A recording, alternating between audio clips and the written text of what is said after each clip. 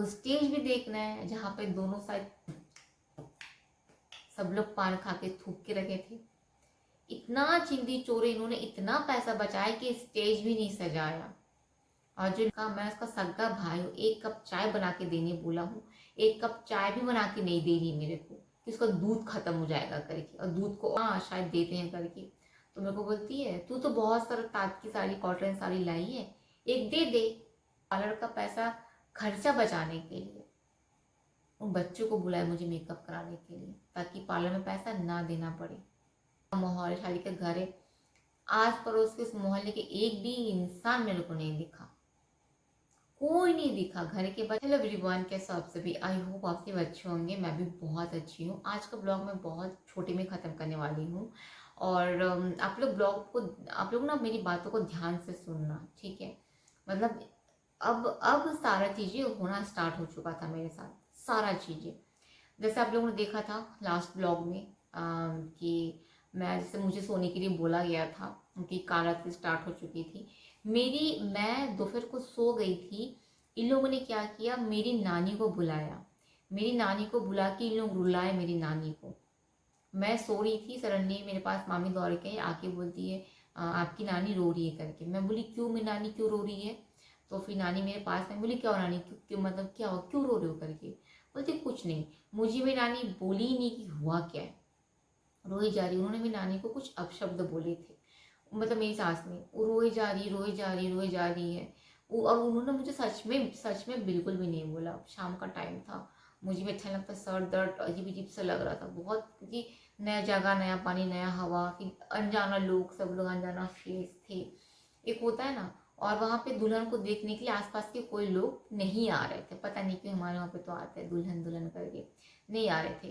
फिर क्या हुआ, इसके जो मामा है, नाम नहीं लूंगी क्योंकि वो लोग मेरा ब्लॉग देखो, उसमें से एक मेरे मामा ससुर, उन्होंने क्या बोला सास को, दीदी एक कप चाय बना दे करके। तो क्या बोलती है हाँ बना के दे रही हूँ। उससे मैं ना दूध औंठ रही थी गैस पे, तो बोली हाँ बना दे रही हूँ। तो हो गया काफ़ी टाइम, बना नहीं। तो मेरे को लगा वहाँ बनेगा तो शायद मेरे पास भी एक आएगा करके। वैसे मैं चाय पीती नहीं थी बट फिर भी शौक आएगा करके। तो थोड़ी देर बाद फिर बोलता दीदी चाय बना देना। तो बोलते देख अभी दूध कम हो गया है, मैं तेरे को भी चाय बना कर नहीं दे सकती।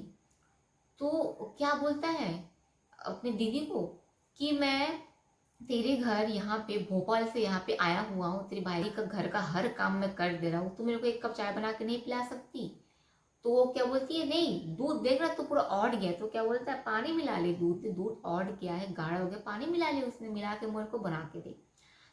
नहीं बना के दी। तो अब वो क्या है कि मेरे पास आए, आके बैठे, तो मेरे को बोलते हैं ये बहुत कंजूस है, अति कंजूस है, इतना छोटा मन है उसका, मैं उसका सगा भाई हूँ, एक कप चाय बना के देने बोला हूँ, एक कप चाय भी बना के नहीं दे रही मेरे को कि उसका दूध खत्म हो जाएगा करके, और दूध को औट के गाढ़ा कर ली। तो मेरे को लगा मजाक किया नेचर के होंगे, मजाक कर रहे हैं।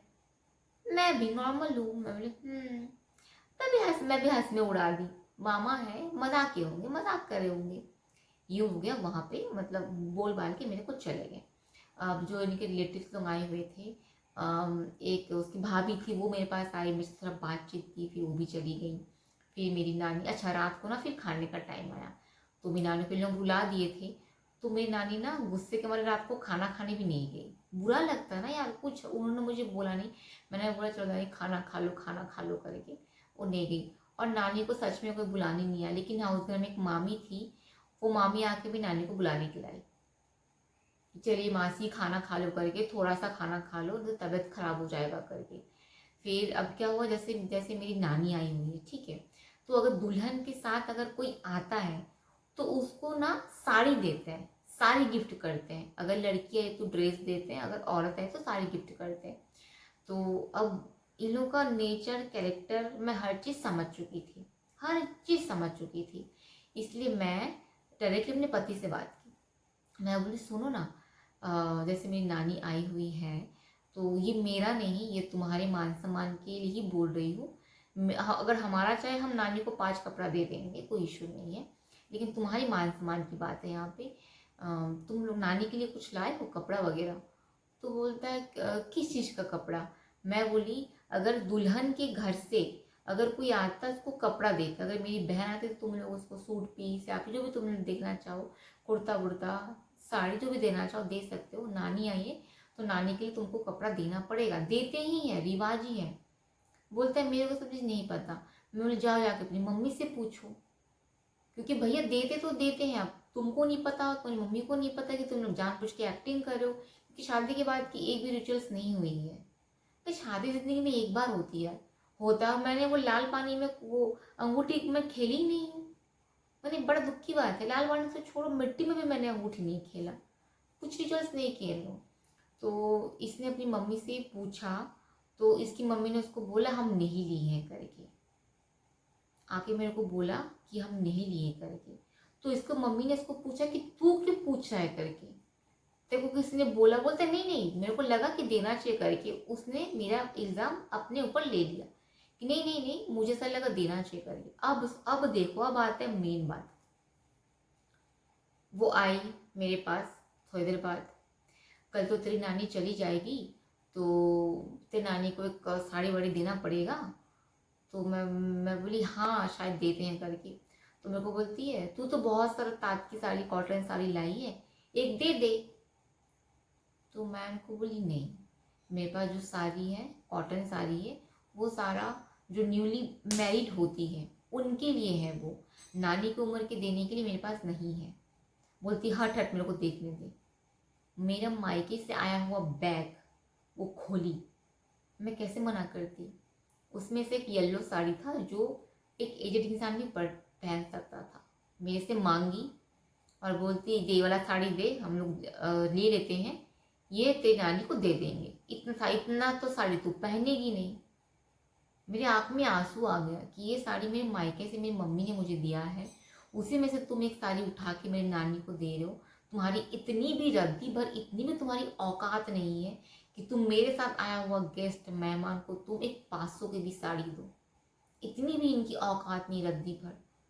मैंने इतना मैंने चिंदी देखे, चिंदी गरीब देखे हैं, मगर भिखारी देखे हैं, कंजूस देखे हैं, मगर इनकी ना कोई कैटेगरी नहीं थी। वो मेरी पहली साड़ी उन्होंने मेरे बैग से निकाली, बताओ, लेके चली गई। इतना बुरा फील हो रहा था ना। फिर मैंने इसको बोला कि तुम लोग मेरी साड़ी लेके मेरी मेरी घर वालों को दे रहे हो। तो बोलते कि कौन सा तुम्हारी मम्मी को पता चल रहा है, कौन सा वो देख रहे हैं। मैं बोली क्यों, मेरी नानी साड़ी पहन के मेरे घर में नहीं जाएगी क्या? हाँ अजीब बात करते हो। तो सेम साड़ी का नहीं होती। मतलब सेम साड़ी होती है लेकिन मुझे तो पता है ना सच क्या है।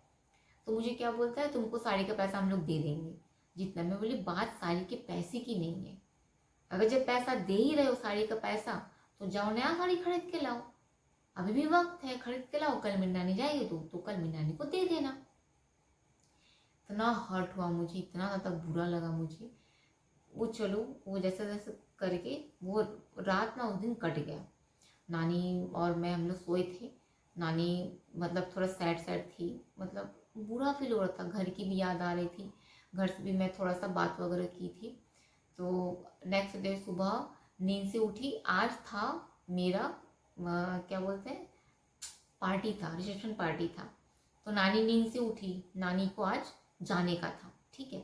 तो ये क्या की सास कूदते कूदते फूदते फूदते आई।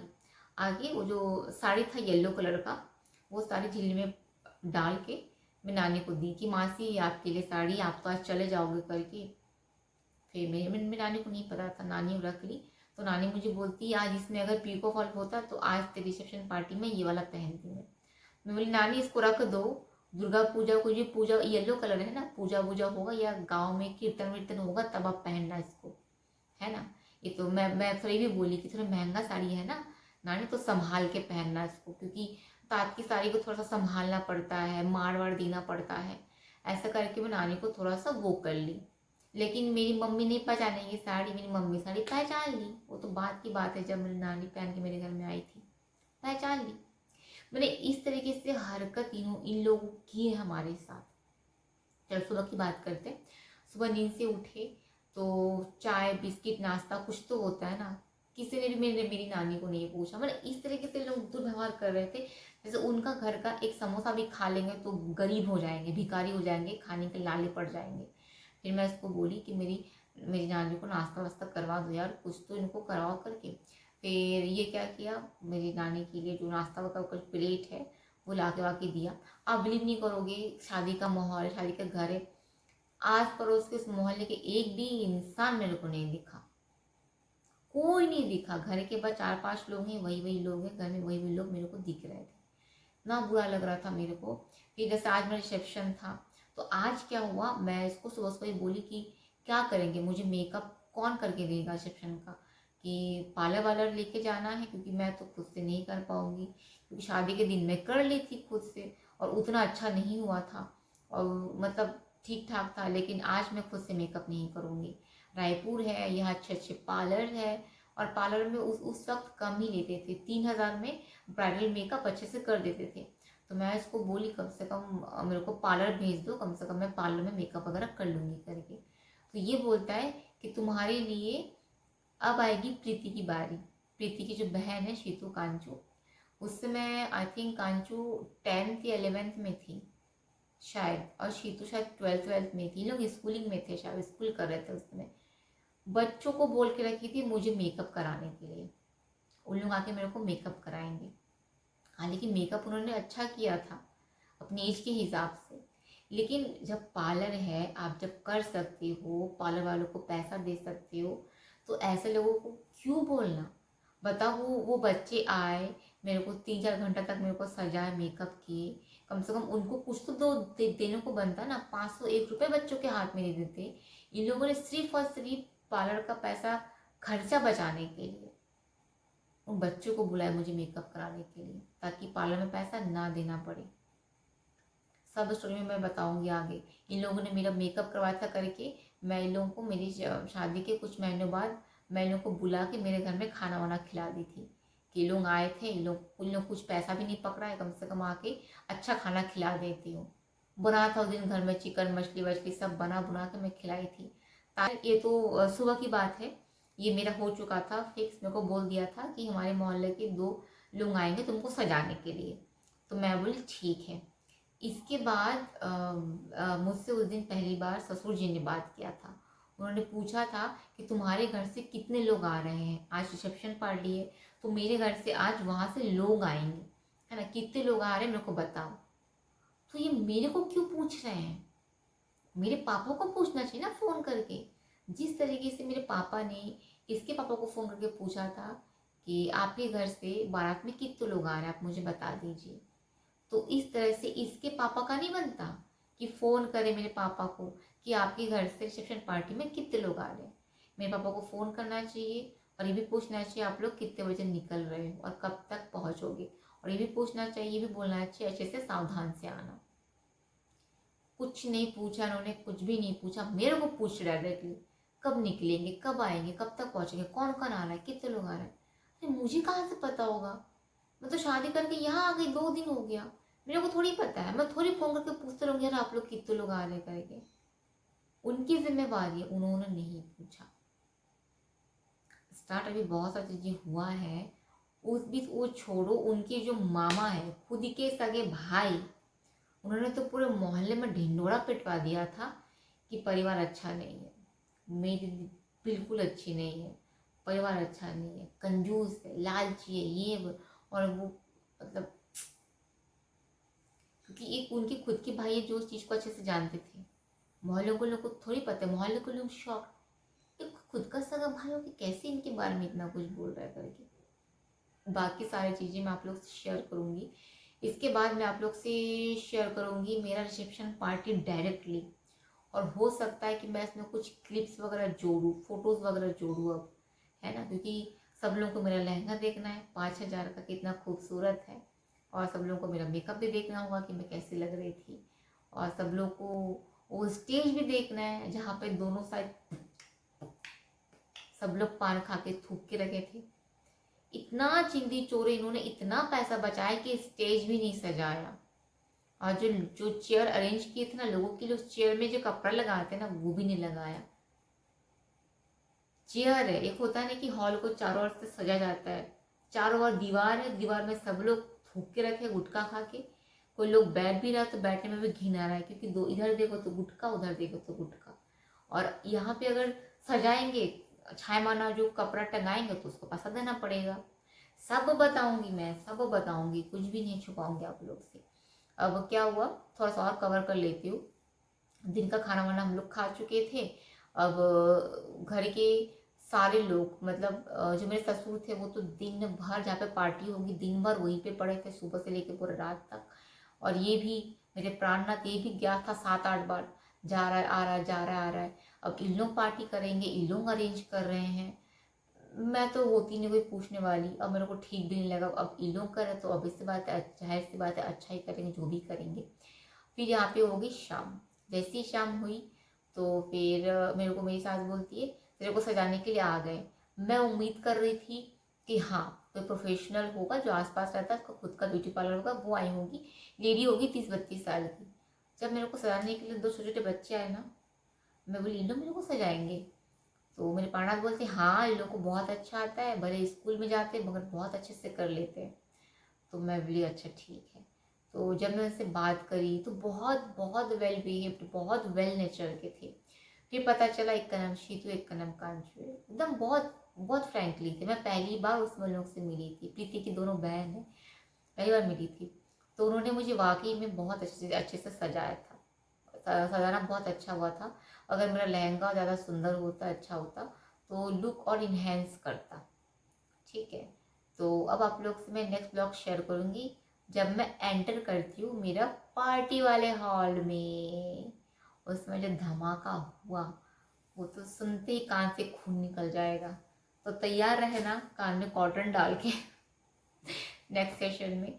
चलिए आप सबसे मैं फिर मिलूंगी नेक्स्ट ब्लॉग में। Bye bye.